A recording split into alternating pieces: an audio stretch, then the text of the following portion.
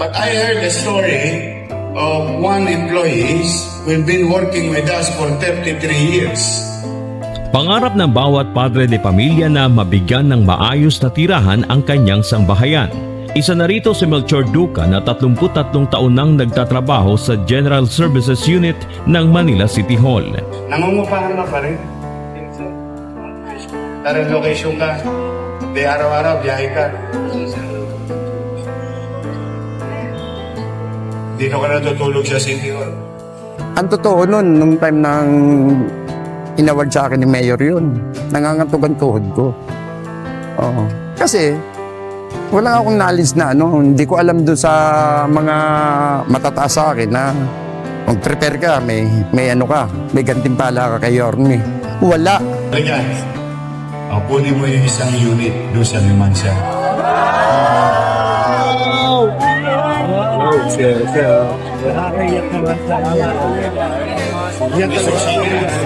Pag hindi mo man nabuksan yung unit, saan lang kayo ng susi niya?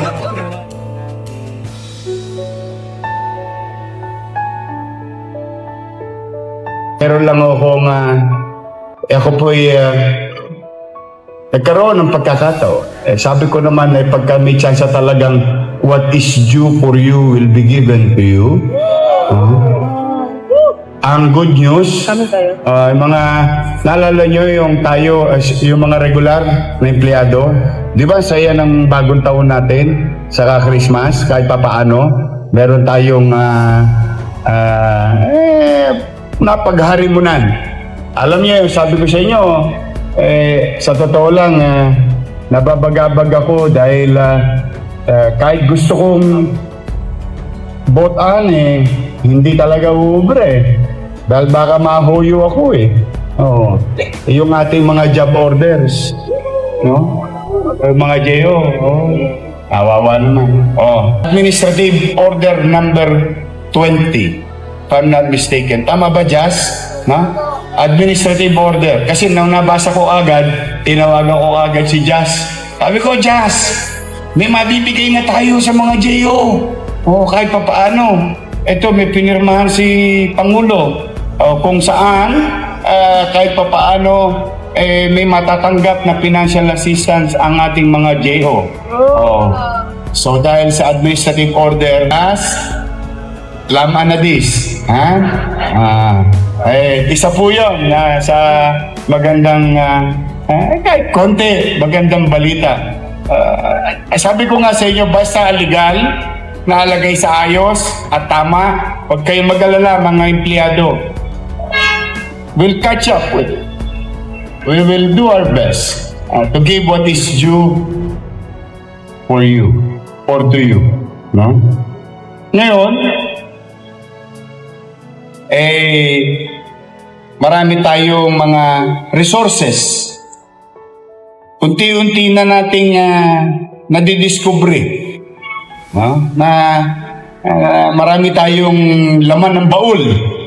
At unti-unti na rin tayo nagbubukas ng baul at may natatagpuan tayong maaaring pwedeng mapakinabangan ng ating mga empleyado. But I heard the story of one employee who'd been working with us for 33 years as janitor. Started working since 1987. Asan ba si Melchor Duca? Andiyan ba? Alga Melchor.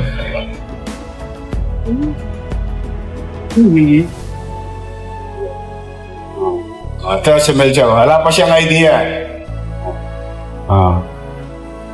Patagal ka na. Okay. Asan na yung cellphone? Yung binigay ng vlogger. May vlogger na nag-donate, na nagparapol. Yung nanalo doon sa vlogger, i-donate kay Tekram. Asan na yung cellphone, Weng? Yung J10. Ayan. Panood sa Facebook. Teka lang. Todits ka muna sa warami. Steady ka lang dyan. Steady pulso ka. Dahil sa someday, somehow, how I wish si Andres, si City Treasurer, we're trying really hard whatever, si GSO, si Telma, alam nila yan. Naghahanap kami ng mga lupain. Meron para sa mahirap, meron para sa empleyado.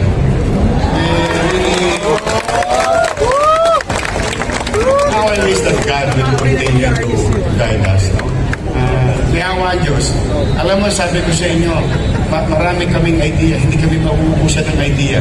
Pera lang talaga. Alala talagang tsape. No? Kung may tsape lang talaga, posa na lahat yan. No? But may awa ang Diyos. And today, yeah, he's been working with us for 33 years. Nangungupahan na pa rin. Na-relocation ka. Di araw-araw, biyahe ka. Dito ka natutulog sa City Hall. Ganda ng bahay mo. Congressman Mike. Berlin. Aircon ka ba? Ay, di bali. Bali ka. Kunin mo yung isang unit doon sa Limansa.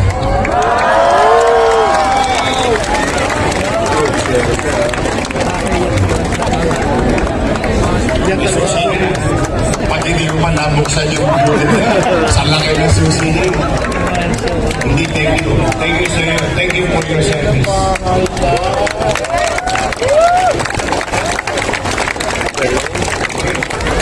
Pakita mo sa pamilya. Isa lang, ha?